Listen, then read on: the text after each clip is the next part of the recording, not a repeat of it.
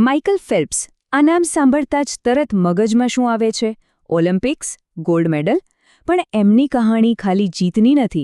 આ તો એક એવી દંતકથા છે જે આપણને એ વિચારવા મજબૂર કરે છે કે એક માણસની ક્ષમતાની હદ શું હોઈ શકે. તો ચાલો જરા ઊંડા ઉતરીએ અને સમજીએ કે આ દંતકથા પાછળની અસલી કહાણી છે શું. 23, જી હા 23, આ કોઈ સાધારણ આંકડો નથી. આ માઇકલ ફેલ્પ્સના ઓલિમ્પિક ગોલ્ડ મેડલ્સની સંખ્યા છે. એક એવી સિદ્ધિ જે એમને રમતગમતના ઇતિહાસમાં હંમેશ માટે અમર બનાવી દે છે. જરા આ રીતે વિચારો તો, જો માઇકલ ફેલ્પ્સ પોતે એક દેશ હોત ને, તો ઓલિમ્પિક ગોલ્ડ મેડલની ગણતરીમાં તે આર્જેન્ટિના, મેક્સિકો અને ભારત જેવા મોટા દેશો કરતાં પણ આગળ હોત. વિચાર તો કરો, આટલું બધું પ્રભુત્વ. તો સવાલ એ છે કે આખરે એક માણસ આવું કઈ રીતે કરી શકે? એમની સફળતાનું રહસ્ય જાણવા માટે આપણે શરૂઆત કરવી પડશે આંકડાઓથી. એવા આંકડા જે ખરેખર દિમાગને ચકરાવી દે અને એમની અવિશ્વસનીય કારકિર્દીની સાચી ઓળખ આપે. એમની પાસે ટોટલ 28 ઓલિમ્પિક મેડલ છે, પણ સૌથી મજેદાર વાત તો એ છે કે એમાંથી 82% એટલે કે 23 ગોલ્ડ છે. મતલબ સાફ છે, જ્યારે પણ એ ફાઇનલમાં ઉતરતા ત્યારે મોટાભાગે એમની જીત પાક્કી જ હતી. આ ખાલી ભાગ લેવાની વાત નહોતી, આ તો જીતવા માટે જ રમવાની વાત હતી. અને જો એમની આખી કારકિર્દીનો કોઈ એક પીક પોઈન્ટ હોય ને, તો એ હતું 2008નું બેઇજિંગ ઓલિમ્પિક્સ. અહીંયા તો એમણે કંઈક એવું કરી બતાવ્યું જે લગભગ અશક્ય માનવામાં આવતું હતું. એક જ ઓલિમ્પિકમાં 8 ગોલ્ડ મેડલ.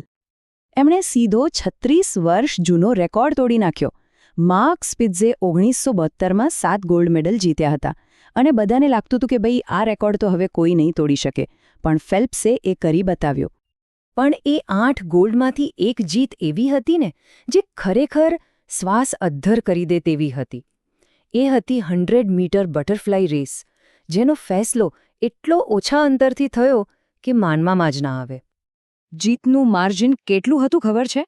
ફક્ત 0.01 સેકન્ડ. આંખનો પલકારો થાય ને એનાથી પણ ઓછા સમયમાં. આટલા નાના અંતરથી એમણે સર્બિયાના મિલોરાદ કેવિકને હરાવ્યા, અને આ જીત આખી દુનિયાને સ્તબ્ધ કરી દીધી હતી. પણ સ્ટોરી અહીં પૂરી નથી થતી. એ 8 ગોલ્ડ મેડલમાંથી 7 તો વર્લ્ડ રેકોર્ડ સાથે આવ્યા હતા. અને સૌથી અવિશ્વસનીય વાત સાંભળવી છે, એક રેસ તો એમણે લગભગ આંધળા થઈને જીતી. થયું એવું કે એમના ગોગલ્સમાં પાણી ભરાઈ ગયું હતું, છતાં એમણે હાર ન માની.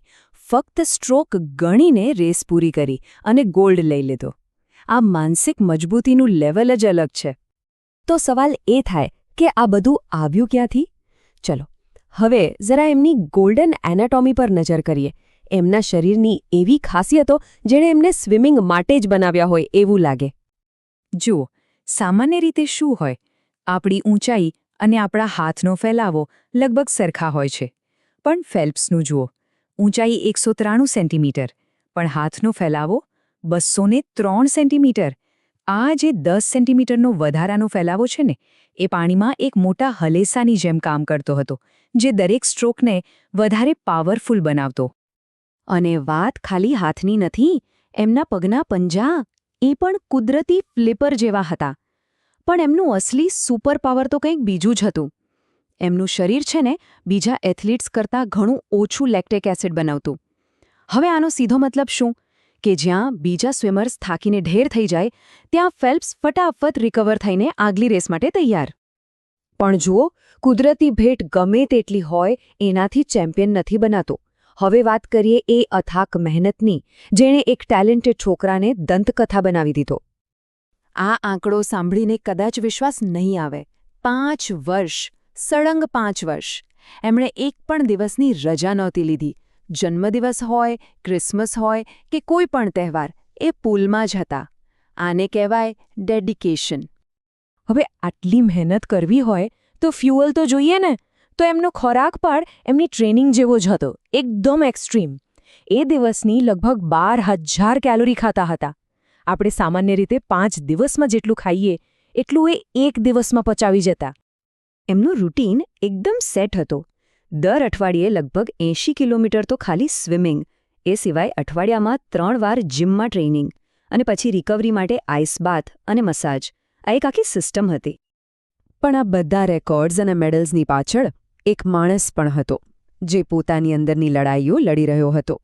ચલો હવે એમની સફરના એ પાસા પર નજર કરીએ જે એક અલગ જ પ્રકારની તાકાત બતાવે છે. નાનપણમાં એમને ADHD હોવાનું નિદાન થયું હતું. એકવાર તો એમના એક ટીચરે એમની મમ્મીને એવું કહી દીધું કે તમારો છોકરો જીવનમાં ક્યારેય કોઈપણ વસ્તુ પર ધ્યાન નહીં આપી શકે. અને કલ્પના તો કરો, જે વ્યક્તિ વિશે આવું કહેવાયું એણે જ રમતગમતના ઇતિહાસમાં સૌથી વધુ ફોકસ અને કોન્સન્ટ્રેશનથી જીત મેળવી. અને આટલી બધી સફળતા પણ એમને અંદરના સંઘર્ષથી બચાવી ન શકી.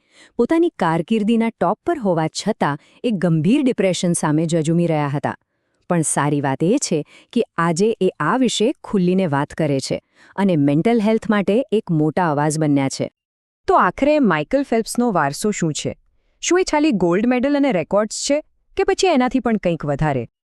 માઇકલ ફેલ્પ્સ પોતે જ કહે છે, તમે જેટલું મોટું સપનું જોશો એટલું વધારે મેળવશો.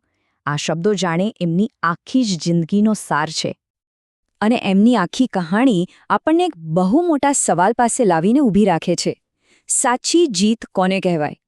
વર્લ્ડ રેકોર્ડ તોડવા એ મોટી જીત છે કે પછી પોતાની અંદરની નબળાઈઓ અને મર્યાદાઓ પર જીત મેળવવી એ?